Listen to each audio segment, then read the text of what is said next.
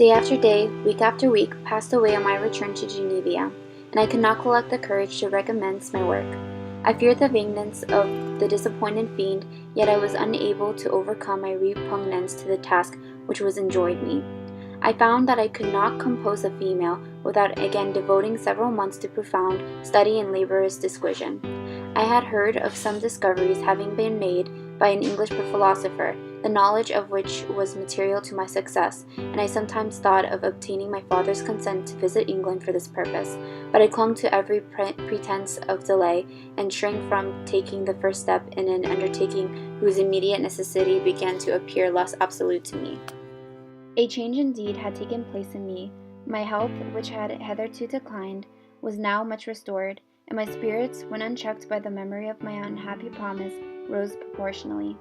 My father saw this change with pleasure, and he turned his thoughts towards the best method of eradicating the remains of my melancholy, which every now and then would return by fits, and with a devouring blackness overcast the approaching sunshine.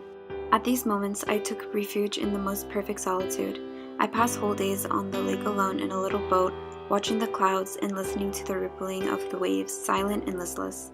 But the fresh air and bright sun seldom failed to restore me to some degree of composure, and on my return I met the salutations of my friends with a reader's smile and a more cheerful heart. It was after my return from one of these rambles that my father, calling me aside, thus addressed me. "I am happy to remark, my dear son, that you have resumed your former pleasures and seem to be returning to yourself. And yet you are still unhappy, and still avoid our society. For some time I was lost in conjecture as to the cause of this, but yesterday an idea struck me, and if it is well founded, I conjure you to avow it. Reserve on such a point would be not only useless, but draw down terrible misery on us all."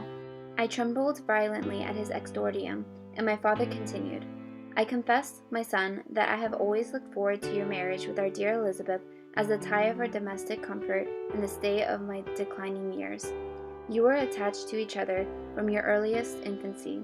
You studied together and appeared in dispositions and tastes entirely suited to one another, but so blind in this experience of man that what I conceived to be the best assistance to my plan may have entirely destroyed it.